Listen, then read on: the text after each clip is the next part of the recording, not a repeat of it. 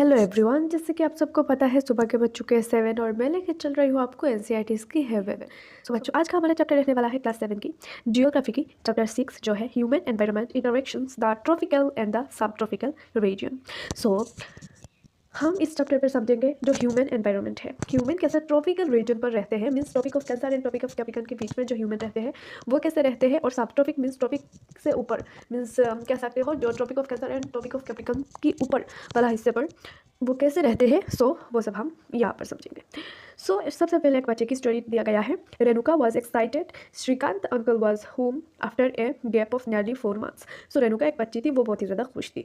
क्यों खुश थी? क्योंकि श्रीकांत उनकी अंकल थे श्रीकांत, वो आए थे कहाँ पर, वो अपने घर आए थे उनकी, और वो एक फोटोग्राफर थे वाइल्ड लाइफ। उन्होंने क्या किया, उन्होंने बहुत सारे लोगों की एक पिक्चर एक ही तस्वीर में खींचा, मीन्स एक ही जगह पर। उस पर देखा और देखकर ये कहा कि इतने टाइप का भी लोग पीपल जी रहे हैं पूरी वर्ल्ड में, मुझे उनके बारे में और जानना है। वही चीज़, इससे हम स्टार्ट करेंगे अपना पूरा स्टोरी, मीन्स अपना पूरा चैप्टर को। और हाँ बच्चों, एक इंपॉर्टेंट बात ये कि इस चैप्टर का जो क्वेश्चन आंसर वीडियो और एनसीईआरटी सॉल्यूशंस का वीडियो इस वीडियो के डिस्क्रिप्शन बॉक्स पर उस वीडियो का लिंक आपको मिल जाएगा। कौन से वीडियो का? इस चैप्टर के क्वेश्चन आंसर वीडियो का लिंक। और अगर आपको क्वेश्चन आंसर चाहिए तो इस वीडियो के डिस्क्रिप्शन बॉक्स को ओपन करो, मिल जाएंगे। चलो स्टार्ट करते हैं। सबसे पहले life in the Amazon basin. जो अमेजन रिवर है, ठीक है, जो हमारा साउथ अमेरिका पर एक अमेजन रिवर है, जिसके बारे में हम यहाँ पर सबसे पहला टॉपिक है हमारा कि अमेजन बेसिन पर लोग कैसे जी रहे हैं, लोगों का लाइफस्टाइल कैसा है, लोग क्या क्या करते हैं और क्या क्या होता है, ठीक है। Before learning about the Amazon basin, let us look at the map 6.2. Notice that the tropical region lies very close to the equator. Amazon basin को समझने से पहले सबसे पहले आप इस मैप को देखो 6.2 पर, और वहाँ पर देखो जो ट्रॉपिकल रीजन है वो क्लोज है इक्वेटर से। हाँ, जो हमारा इक्वेटर है वो 0 डिग्री पर है, और हमारा जो ट्रॉपिक ऑफ कैप्रिकॉर्न है नीचे आप देखो, और ट्रॉपिक ऑफ कैंसर जो है ऊपर है हमारा 25 डिग्री पर। ये जो है पास में है किसकी? इक्वेटर की, between 10 degree north and 10 degree south. It is refer to as the equatorial region. और 10 degree north and 10 degree south पर ये माना जाता है कि इक्वेटर रीजन है। जैसे कि वेनेजुला से लेकर यहाँ पर ब्राज़ील तक, राइट। नेक्स्ट है हमारा the river Amazon flows through the region. और जो रिवर अमेजन है ये इक्वेटर की 10 डिग्री साउथ एंड नॉर्थ पर फैला हुआ है। The river Amazon flows through the region. Notice how it flows from the mountains to the west and reach the Atlantic Ocean to the east. और ये क्या करता है, ये यहाँ पर वेस्ट से पहाड़ों से होकर, ठीक है, यहाँ पर देख सकते हो वेस्ट से पहाड़ों से होकर और ईस्ट पर वो एटलांटिक ओशन पर जाके कनेक्ट होता है।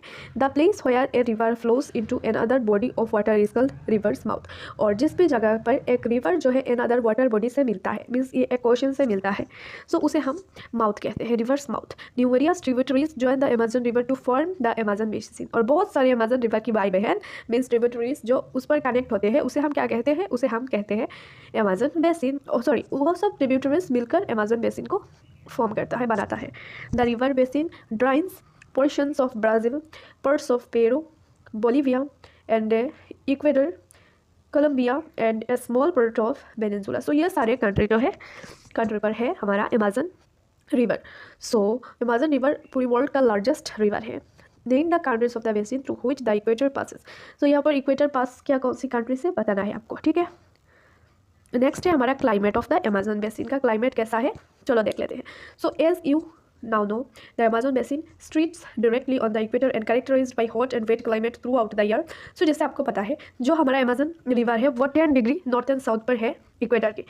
बेसिकली ये कहा जा रहा है कि ये ही इक्वेटर पर ही है। इक्वेटर पर क्या होता है, डायरेक्ट सन का लाइट जो है पड़ता है, रोशनी जो है सन का वो डायरेक्टली पड़ता है। इसीलिए इस जगह पर पूरा साल गर्मी रहता है, और वेट क्लाइमेट मीन्स बारिश बहुत ही ज़्यादा होती है पूरा साल, और गर्मी भी होती है। Both day and nights are almost equally hot and humid. Both day and night hot भी होते हैं, गर्म भी होते हैं, और ह्यूमिड मीन्स पूरा भीगा भीगा सा ठंडी ठंडी से भी होते हैं। The skin feels sticky, it rains almost every day. और यहाँ पर ना हर रोज़ लगभग बारिश होती है। सोच सकते हो आप क्यों? क्योंकि ये इक्वेटर के पास है, यहाँ पर हाई टेम्परेचर होता है, एवापोरेशन होता है, फिर प्रेसिपिटेशन होता है, इसी वजह से। That too without much warning the their temperatures are high with very high humidity. At night the temperature goes down but the humidity remains high. Okay, night में टेम्परेचर तो नहीं रहता पर जो ह्यूमिडिटी है वो रहता है, एक जो गर्मी हवा में ठंडी ठंडी हवा, गर्मी, ये सब रहता है। नेक्स्ट है चलो हमारा रेन फॉरेस्ट। अमेज़न पर हमारा रेन फॉरेस्ट भी है, ठीक है। क्यों? क्योंकि यहाँ पर बारिश होता है और जहाँ पर 24/7 बारिश होता ही होता है। सो उस जगह पर क्या होता है, जहाँ पर साल में हर दिन बारिश हो रहा है, देखो बच्चों उस जगह पर तो हमने पढ़ा था हमको ट्रॉपिकल एवरग्रीन फॉरेस्ट देखने को मिलेगा ही है। सो देखो, as it rains heavily in this region, so इस रीजन पर बहुत ही सारा बारिश होता है। थिक फॉरेस्ट ग्रो और घना फॉरेस्ट ग्रो करता है। The forests are in fact so thick that the dense roof created by the leaves branches does not allow the sunlight to reach the ground. इतना यहाँ पर घना जंगल है कि सनलाइट मिट्टी पर भी नहीं पड़ सकता। The ground remains dark and dark, और जो नीचे का ज़मीन है वो क्या होता है, वो अंधेरा ही अंधेरा रहता है। क्यों? क्योंकि पत्तों की वजह से, पेड़ की। ओनली शेड टॉलरेट वेजिटेशन में grow here, orchids bromeliads grow as plants parasites. So यहाँ पर प्लांट्स के ऊपर भी प्लांट्स होते हैं। लाइक यहाँ पर 2 प्लांट्स का नाम दिया हुआ है जो प्लांट्स के ऊपर ग्रो करते हैं, ठीक है। The rain forest is rich in fauna. Birds such as toucans, hummingbirds make you with their brilliantly colored plumage. Oversized bills for eating make them different from birds we commonly see in India. So these birds also make loud sounds in the forest. तो यहाँ पर बहुत सारे forest है और ये जो birds होते हैं ये बहुत ही ज़्यादा साउंड करते हैं। Animals like monkeys, sloths and ant eating tapirs are found here. So यहाँ पर अंट ईटिंग टेपर्स और मिलते हैं मंकी, स्लॉथ, ये सब सारी animals. Various species of reptiles and snakes also thrive in this jungle. So बहुत सारे टाइप का सांप वगैरह भी मिलते हैं। Crocodile, snakes, pythons abound, anaconda, boa constrictor are some of the species. So बहुत ही सारा जो है यहाँ पर स्नेक्स वगैरह, स्नेक्स का टाइप्स यहाँ पर मिलता है। लाइक एनाकोंडा, ये बहुत स्पेसीज का यहाँ पर स्नेक्स मिलता है। So besides the basin is home to thousands of species of insects. So यहाँ पर बहुत टाइप का इंसेक्ट्स भी रहते हैं, छोटे छोटे जो डिकम्पोजर्स होते हैं।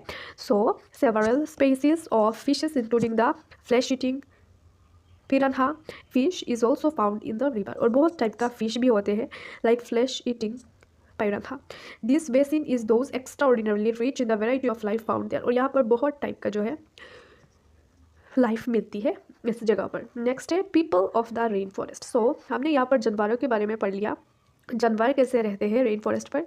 आप पढ़ेंगे पीपल, ह्यूमन कैसे रहते हैं इसी रेन फॉरेस्ट पर, अमेज़न बेसिन पर।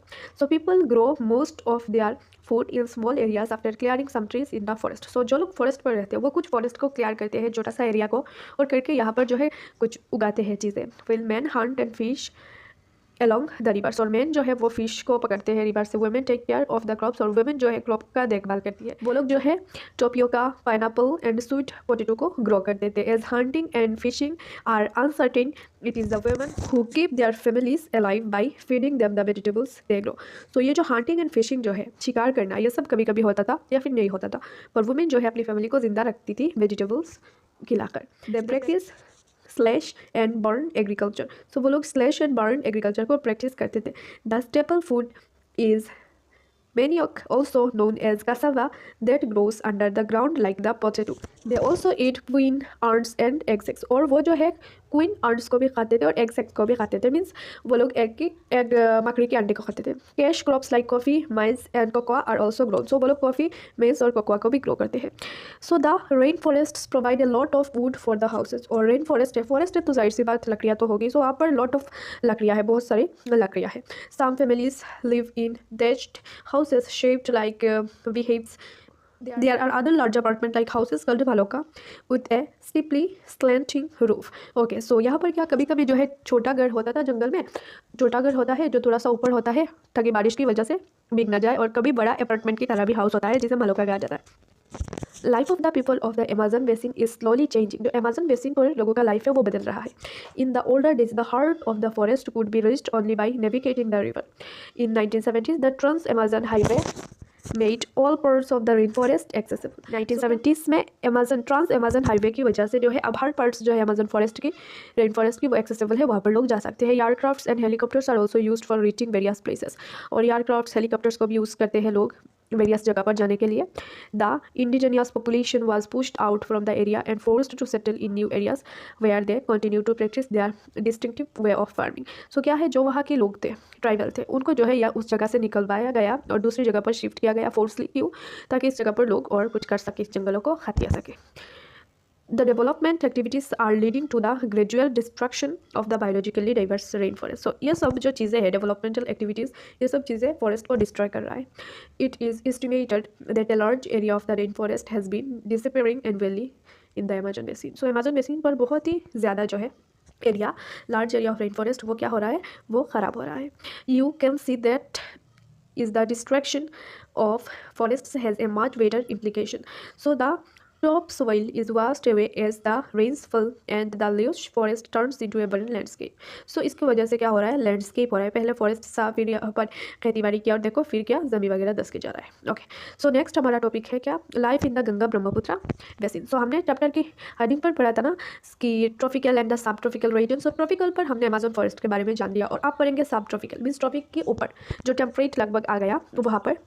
सो वहाँ पर क्या पढ़ेंगे हम, गंगा एंड ब्रह्मपुत्र बेसिन के बारे में सब कुछ समझेंगे पूरा डिटेल्स पर। सो गंगा एंड ब्रह्मपुत्र कहाँ पर है, इंडिया पर है। The tributaries of reverse Ganga and Brahmaputra together form the Ganga Brahmaputra basin in the Indian सब कॉन्टिनेंट। सो इंडिया पर क्या बनाता है, गंगा एंड ब्रह्मपुत्र मिलकर क्या करता है, गंगा एंड ब्रह्मपुत्र बेसिन बनाता है। The basin lies in the sub tropical region that is situated between 110 degree north to 30 degree north latitudes. ये जो गंगा एंड ब्रह्मपुत्र बेसिन है, ये सिचुएटेड है 10 degree north to 30 degree north latitudes पर, ठीक है। So the tributaries of the river Ganga like Ghaghara, the Son, the Chambal, the Gandak, the Koshi, and the tributaries of Brahmaputra drain it. So look at the atlas and find names of some tributaries of the river Brahmaputra.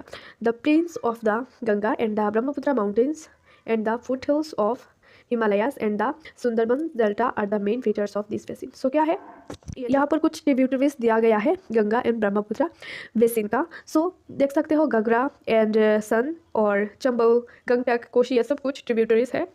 Next है, चलो so यहाँ पर Brahmaputra and the Ganga and Brahmaputra the mountains and the foothills of Himalaya. So ये जो Brahmaputra river है, ये सब कहाँ से, हिमालय से इमर्ज हुआ, ठीक है। और सुंदरबन डेल्टा इनका मेन फीचर्स है।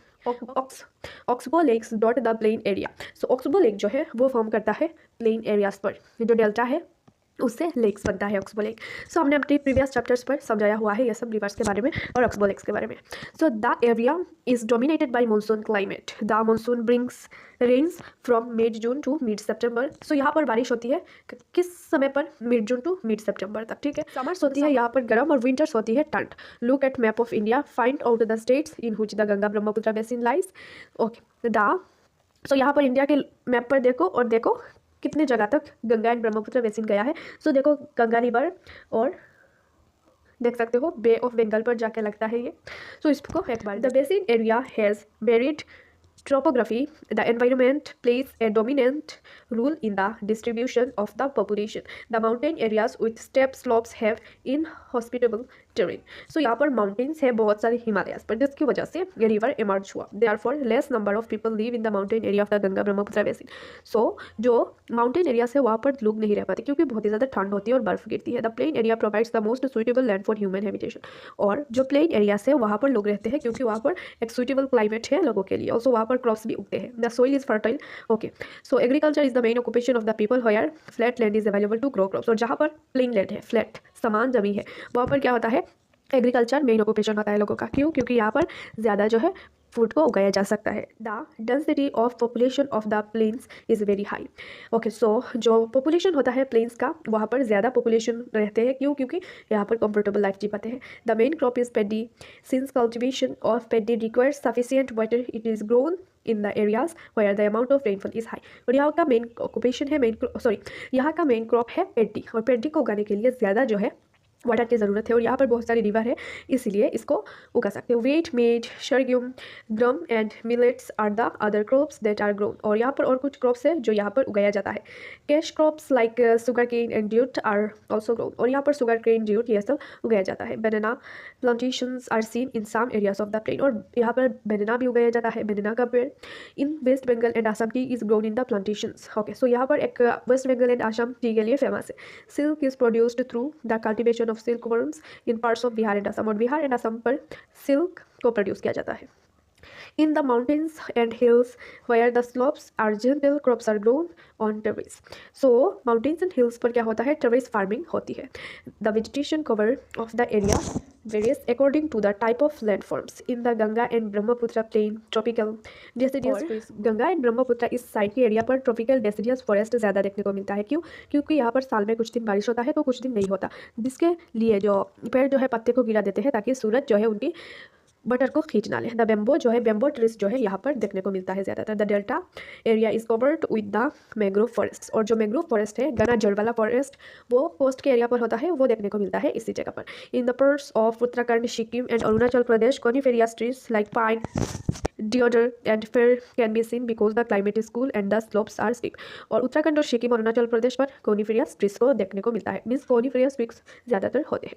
There is a variety of wild life in the basin. So यहाँ पर बहुत सारे वाइल्ड लाइफ्स है, एलिफेंट्स है, टाइगर्स है, deer, monkeys are common. So the one horn rhinoceros is found in the Brahmaputra plain. और one horn rhinoceros इस जगह का फेमस एक एनिमल है आसाम की। In the delta area Bengal tiger and crocodiles are found. So delta area पर Bengal tiger, crocodiles भी। Aquatic life abounds in the fresh river waters, the lakes and the bay of Bengal sea. The most popular varieties of the fish are the rohu, केल्टा, katla and hilsa. So ये सब कुछ fish है जो मिलता है इस जगह पर, रोहू और केटला और hilsa. Fish and rice is the staple diet of the people living the area. और इस जगह के लोग जो है फिश और राइस ज़्यादातर खाते हैं। The Ganga Brahmaputra plain has several big towns and cities. So Ganga and Brahmaputra plain पर बहुत सारे बिग टाउन्स एंड सिटीज है। The cities of Allahabad, Kanpur, बनारसी, Lucknow, Patna and Kolkata, all the population of more than 10 lakhs of the located along the river Ganga. So इस जगह पर बहुत सारे पॉपुलेशन हुआ करते हैं और बहुत ज़्यादा बड़े बड़े सिटीज़ मिलते हैं, लाइक इलाहाबाद, कानपुर, बनारसी, Lucknow, Patna and Kolkata, populated area से, लाइक। सो नेक्स्ट है the waste water from this towns and industries is discharge into the river. पर एक गलत बात है, वेस्ट वाटर जो होती है वो रिवर पर ही जाता है इस पॉपुलेशन का, इस कंट्रीज का। This leads to the population, okay, this leads to the pollution of the rivers. और ये इसकी वजह से रिवर पोल्यूटेड होता है। All four ways of transport as well developed in the Ganga Brahmaputra basin. So railways, railways, airways, waterways, roadways सब कुछ है हमारी गंगा ब्रह्मपुत्र बेसिन पर। In the plain areas, roadways, railways transport the people from one place to another. The waterways is an effective means of transport particularly along the reverse. So waterways, railways सारे सब चीज़ें यहाँ पर फेमस है। और यहाँ पर कलकत्ता पर भी port and river Hooghly. The plain area also has large number of airports. Tourism is another important activity of the basin. So इस जगहों पर tourism भी होता है। Taj Mahal on the banks of river Yamuna in Agra, Allahabad on the confluence of river Ganga and Yamuna, Buddhist stupas in Uttar Pradesh and Bihar, Lucknow with its Imambara, Assam with Kaziranga and Manas with wildlife sanctuaries, and Arunachal Pradesh with a distinct tribal culture are some of the places worth a visit. So यहाँ पर कुछ important जगह है tourism के लिए, इसको आप मैंने बता दिया, इसको देख लेना। ताजमहल है एंड रिवर यमुना के पास में, और हमारा बुद्धिस्ट स्तूपास भी है, असम का काजीरंगा है, मानस जो वाइल्ड लाइफ जहाँ पर दिखाया जाता है, और Arunachal Pradesh distinct tribal culture. तो बच्चों खुशी की बात यह है, यहाँ पर ख़त्म हुआ हमारा क्लास 7 की जियोग्राफी की चैप्टर 6 जो है ह्यूमन इंटरेक्शन के बारे में हमने पढ़ा है, द ट्रॉपिकल एंड सब ट्रॉपिकल रीजन पर। सो आई होप आपको अच्छे से समझ में आ चुका होगा। और इंपॉर्टेंट बात, इस चैप्टर के क्वेश्चन आंसर वीडियो इस वीडियो के डिस्क्रिप्शन बॉक्स ओपन करके मिल जाएंगे। मिलते हैं नेक्स्ट वीडियो पर।